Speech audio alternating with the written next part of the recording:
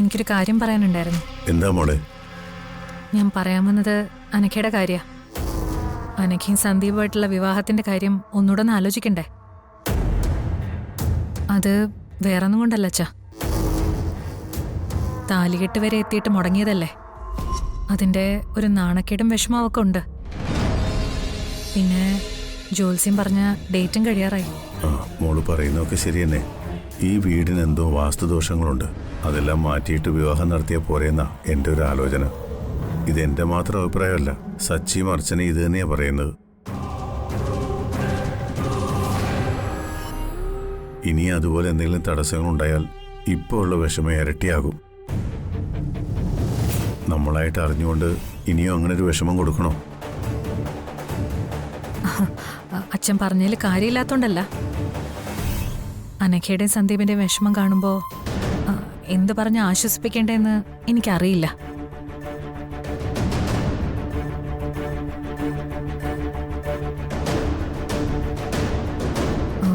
ഇനിയും വെച്ച് താമസിപ്പിക്കേണ്ടെന്നാ എൻ്റെ അഭിപ്രായം. അവരുടെ വിവാഹം കഴിഞ്ഞ ഉടനെ അവരുടെ ദോഷത്തിനുള്ള പരിഹാരം ചെയ്യാമല്ലോ.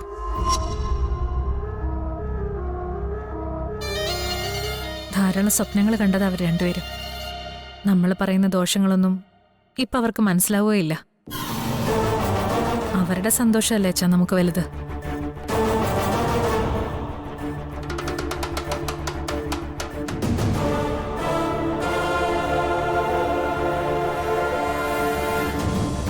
ഇതൊന്നും അവരായിട്ട് തീരുമാനിച്ചതല്ല.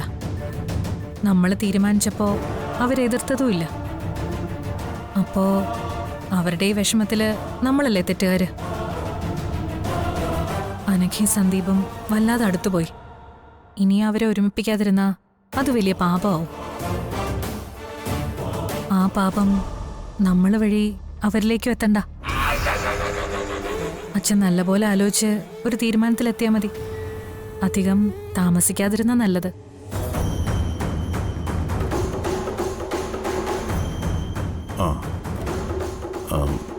നിങ്ങൾ രാവിലെ ഇത് എവിടെ പോയിരുന്നു?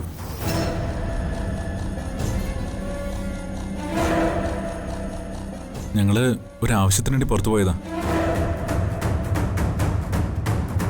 എടാ, ഒരാശയക്കുഴപ്പത്തില്ല ഞാൻ. മക്കളുടെ വിവാഹം മുടങ്ങിയിട്ട് പിന്നെ നമ്മൾ ഇതുവരെ അതിനെക്കുറിച്ച് സംസാരിച്ചതേയില്ല. അതിനൊരു തീരുമാനം എടുക്കണ്ടേ? പെട്ടെന്ന് നടത്തണമെന്നാ അവന്തിക പറയുന്നേ.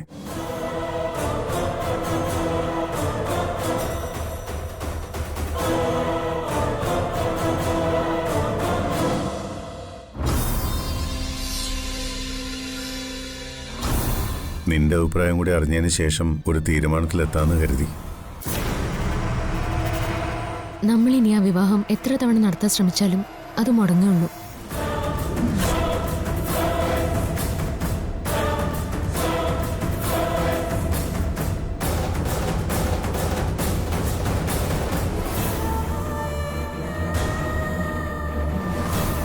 അതിന്റെ കാരണം അവന്റെ അടുത്തേക്ക് നല്ലപോലെ അറിയാലോ. നടത്താൻ ശ്രമിക്കും തോറും അത് ആപത്തെ ഉണ്ടാക്കൂ. ഈ വിവാഹം നടത്തുന്നത് പലരുടെയും നിലനിൽപ്പിനെ തന്നെ ബാധിച്ചെന്ന് വരും. ഞാൻ പറഞ്ഞത് അന്ന് ജോത്സ്യം പറഞ്ഞ കാര്യങ്ങളെ അടിസ്ഥാനമാക്കിയ.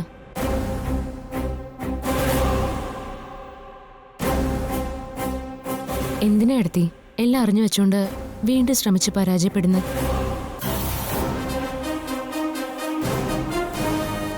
നമ്മുടെ തീരുമാനങ്ങളും ഈശ്വര തീരുമാനവും രണ്ടാണെന്ന് ഇതുവരെ ബോധ്യായില്ലേ? ഈശ്വരനെ വെല്ലുവിളിച്ച് എന്ത് ചെയ്താലും അത് നാശമേ ഉണ്ടാക്കൂ. എല്ലാ കാര്യങ്ങളും വ്യക്തമായിട്ട് ഏട്ടത്തിക്ക് അറിയാവുന്നതല്ലേ?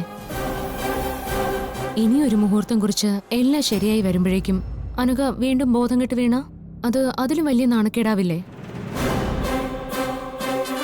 ഓർമ്മയുണ്ടല്ലോ അന്ന് സന്ധ്യ ഡോക്ടർ പറഞ്ഞത്.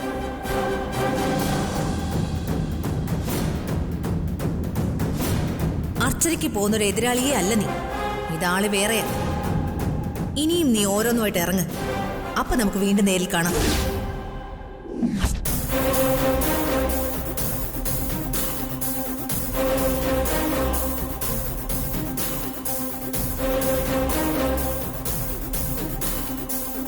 എനിക്കറിയാം ഈ വിവാഹം നടത്താൻ എടുത്തേക്ക് വലിയ ആഗ്രഹമാണെന്ന്. സന്ദീപിന്റെ വിവാഹം എന്റെയും വലിയൊരു ആഗ്രഹം. അനഘയെ ഞാൻ എൻ്റെ സ്വന്തം അനിയത്തിയെ പോലെ കാണുന്നേ, ആതിരെ പോലെ. അങ്ങനെയുള്ള എൻ്റെ അനിയത്തിയുടെ കഴുത്തിൽ സന്ദീപ് താലി കെട്ടുന്നത് കാണാൻ എടുത്തേക്കാളും ആഗ്രഹം എനിക്കുണ്ട്. അത് സമയമാകുമ്പോൾ നടത്താൻ ഞാൻ മുൻകൈ എടുക്കുകയും ചെയ്യും. അച്ഛാ, മുന്നും പിന്നും നോക്കാതെ നമ്മൾ ഓരോന്ന് തീരുമാനിച്ചിട്ട് ആൾക്കാരുടെ മുമ്പിൽ ഇനി നാണം കെട്ടി നിൽക്കേണ്ട അവസ്ഥ ഉണ്ടാവരുത്. സന്ദീപും അനഘയും നമ്മുടെ കൺമുന്നിൽ തന്നെ ഉണ്ടല്ലോ. പരിഹാര ക്രിയകളെല്ലാം ചെയ്തതിന് ശേഷം നമുക്കതിനെക്കുറിച്ച് ആലോചിക്കാം എന്നാണ് എൻ്റെ ഒരു അഭിപ്രായം. പിള്ളേരുടെ വിഷമത്തെക്കുറിച്ച് അവന്തിക പറഞ്ഞപ്പോൾ എല്ലാവരുടെ അഭിപ്രായം കൂടി അറിയാമെന്ന് വെച്ചു.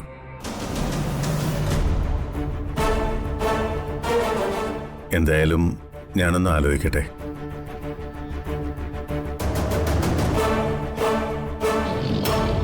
സച്ചേട്ടാ, ഞാൻ വന്നേക്കാം.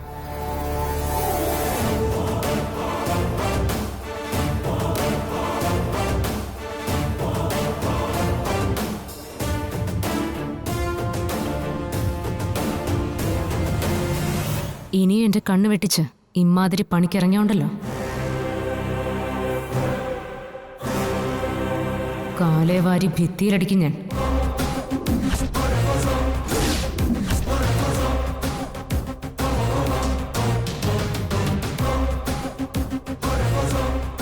ഇനി എന്റെ കണ്ണു വെട്ടി ചിമ്മാതിരി പണിക്കിറങ്ങിയാലുണ്ടല്ലോ, കാലേവാരി ഭിത്തിയിലടിക്കും ഞാൻ.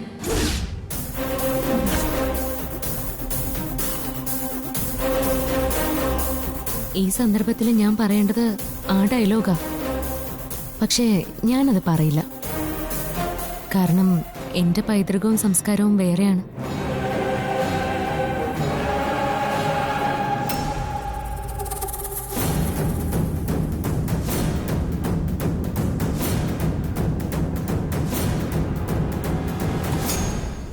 ആദ്യം ഈ വീട്ടിലെ ദോഷങ്ങളൊക്കെ ഒന്ന് മാറട്ടെ. ഇനി ആ ദോഷം മാറ്റിയാലും അനഘയുടെ വളർത്ത ദോഷം മാറാത്തതുകൊണ്ട് ഇതൊരിക്കലും നടക്കില്ല. ഡോക്ടർ സന്ധ്യയുടെ വാക്കുകൾ കടമെടുത്ത് ഞാൻ പറയാം. ഇനി ഈ വിവാഹം നടത്താൻ ശ്രമിച്ചാ ബോധം പോകുന്നത് അനിയത്തിയുടെ മാത്രമായിരിക്കില്ല. നീയും ആ സന്ധ്യയും അവളുടെ ഭർത്താവും ചേർന്നുള്ള ഈ കളി ഞാൻ അവസാനിപ്പിക്കുന്നുണ്ട്. നീ എനിക്ക് പറ്റിയ പോരാളി തന്നെ. നമ്മൾ തമ്മിലുള്ള കളിയില് 1-0 നീ മുന്നിലാ. ഒരു സമനിലയിലേക്ക് എത്തുന്നതിന് മുമ്പ് ഞാൻ പറയാ, ഇവിടെ വെച്ച് നിർത്തിക്കോ നീ. അതിന് ഞാൻ തുടങ്ങിയിട്ടല്ലേ ഉള്ളൂ. ഇനി നമ്മൾ കളിക്കുന്ന കളിയിൽ ഒരു സമനിലയില്ല. വിജയം എനിക്ക് മാത്രമായിരിക്കും. നിങ്ങൾ ഇത്രയും ചെയ്തിട്ടും ഞാനത് ആരോടും പറയാതിരുന്നത് നിങ്ങൾ അർച്ചനയുടെ കയ്യിൽ ഒതുങ്ങാവുന്നതേ ഉള്ളൂ എന്നതുകൊണ്ട്.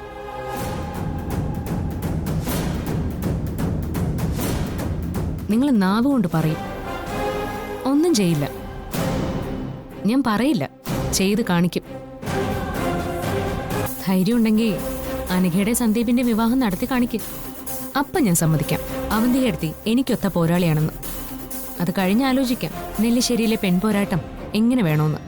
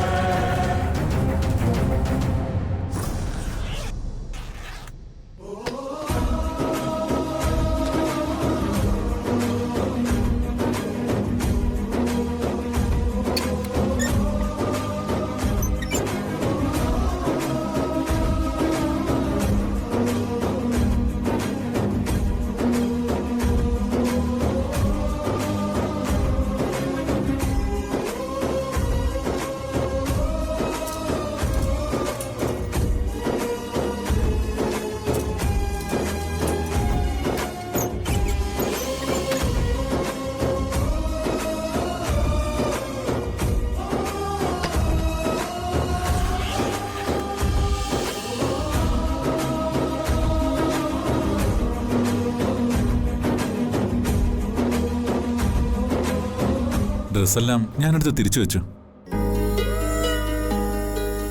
സച്ചേട്ടൻ വക്കീലിനെ കണ്ടുവരുമ്പോഴേക്കും ഞാൻ ഡ്രസ്സൊക്കെ പാക്ക് ചെയ്ത് റെഡിയായിട്ട് നിൽക്കാന്ന് കരുതി.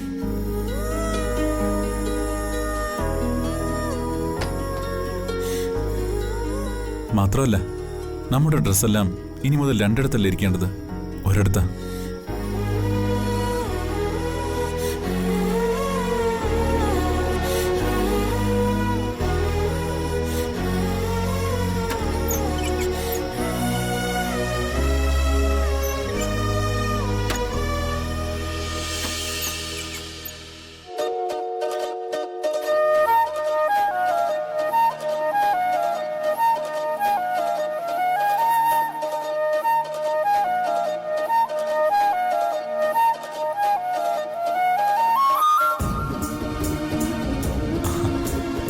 സെറ്റല്ലേ? ഈ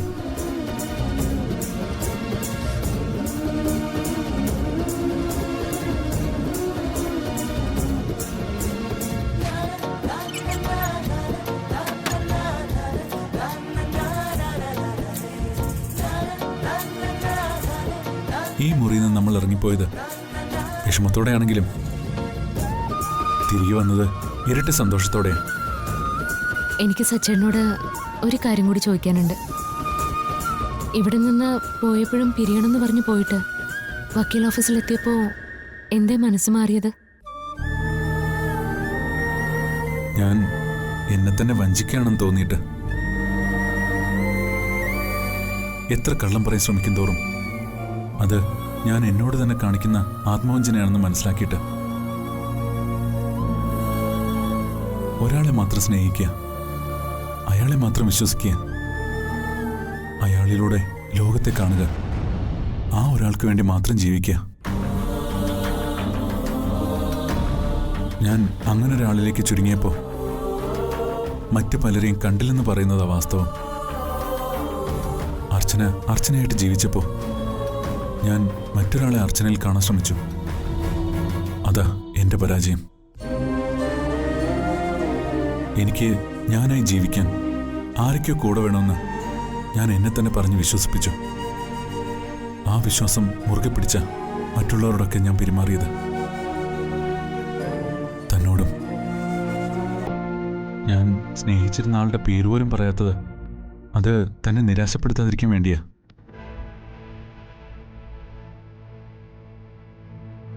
ഒരാൾക്ക് അങ്ങോട്ട് മാത്രം സ്നേഹം കൊടുത്ത് കാത്തിരിക്കുന്നതിൻ്റെ വിഷമം തന്നെപ്പോലെ എനിക്കും അറിയാം. നമുക്കെപ്പോഴും നമ്മുടെ ഇഷ്ടങ്ങളാണല്ലോ വലുത്. പിന്നീട് എപ്പോഴോ അയാളെ ഇയാളെയും വെച്ച് ഞാൻ താരതമ്യപ്പെടുത്തി നോക്കി. താരതമ്യപ്പെടുത്താനുള്ള ഘടകം ഇഷ്ടം എന്നതാ. അതുകൊണ്ടുകൂടിയാ താനിപ്പോഴും ഇവിടെ നിൽക്കുന്നത്.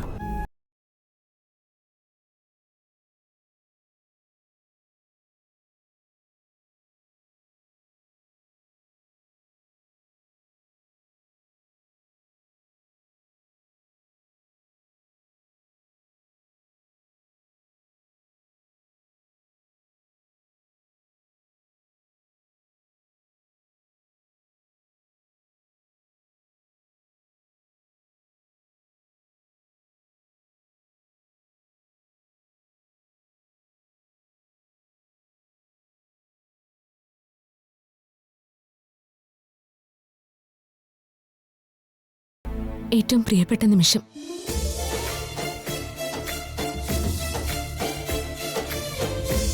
പരാതിയോ പരിഭവമോ ഇല്ലാതെ അടുക്കളയിലെ പുകമറയ്ക്ക് പുറകിൽ ജീവിക്കുന്ന ധാരാളം സ്ത്രീകളുടെ പ്രതിനിധിയായിരുന്നു അർച്ചന ഇതുവരെ. ജീവിതം ഇരുണ്ടു തുടങ്ങുമ്പോൾ അവർ തന്നെ സ്വയം നിശബ്ദത പാലിച്ച് പുകമറയിൽ ഒളിക്കുന്നതാണ് എന്ന് വേണമെങ്കിൽ പറയാം. അങ്ങനൊരു ജീവിതത്തിൽ നിന്ന സച്ചേട്ടൻ എന്നെ വെള്ളി വെളിച്ചത്തിലേക്ക് കൊണ്ടുവന്നത്. എന്റെ കാര്യത്തിൽ അത് സച്ചേട്ടന് മാത്രമേ സാധിക്കുമായിരുന്നുള്ളൂ. അതിലെല്ലാം ഉപരി ഈശ്വരൻ എന്റെ ഹൃദയം കലങ്ങിയ പ്രാർത്ഥന കേട്ടു എന്നുള്ളതാ സത്യം. പക്ഷേ എന്റെ പ്രാർത്ഥന മറ്റൊന്നായിരുന്നു.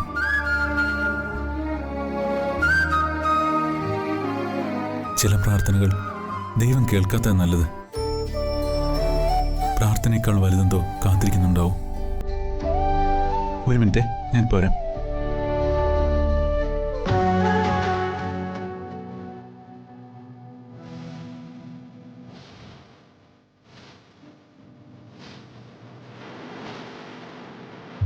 I love you, Archana.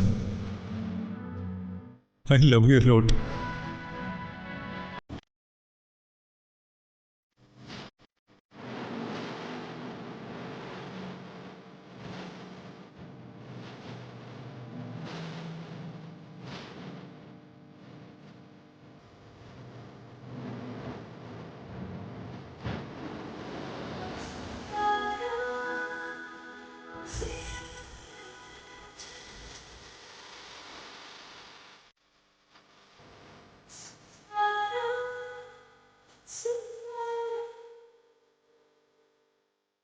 തനിക്ക് ഞാൻ ഹൃദയം കൊണ്ട് തരുന്ന സത്യം.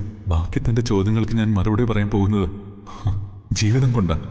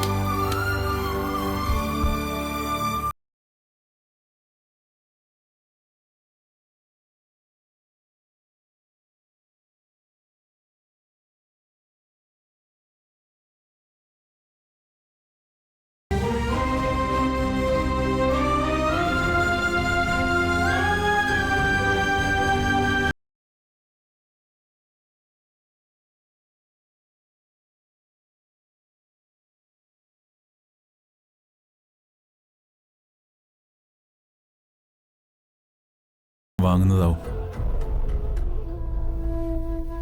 അന്ന് ഈ സാരി താനെടുത്തപ്പോ ഞാൻ തന്നോട് വല്ലാതെ ദേഷ്യപ്പെട്ടു.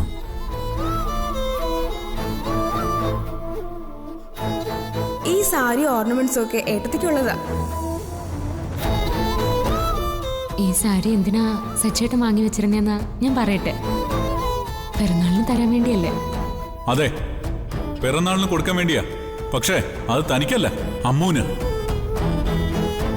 അവൾക്ക് കൊടുക്കാൻ വേണ്ടി ആഗ്രഹിച്ച് മോഹിച്ച് ഞാൻ വാങ്ങിയതാ ഈ സാരിയും ഈ ഓർണമെന്റ്സും. ആരാ ഇത് നിന്നോട് എടുത്തു കൊടുക്കാൻ പറഞ്ഞത്? ആരാന്ന്?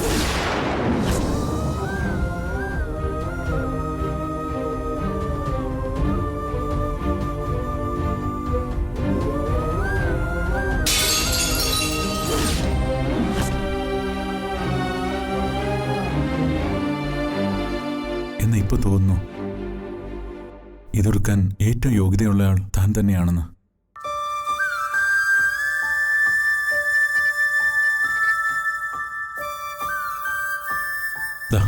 താനിത് വാങ്ങ.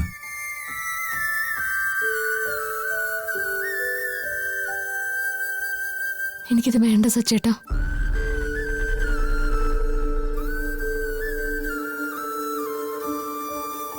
അത് മറ്റൊന്നും കൊണ്ടല്ല,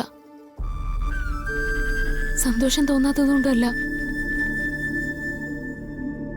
എന്റെ ജീവിതത്തിൽ ഞാൻ ഏറ്റവും തകർന്ന ദിവസവും സന്തോഷിച്ച ദിവസവും ചിലപ്പോൾ ഇന്നായിരിക്കും.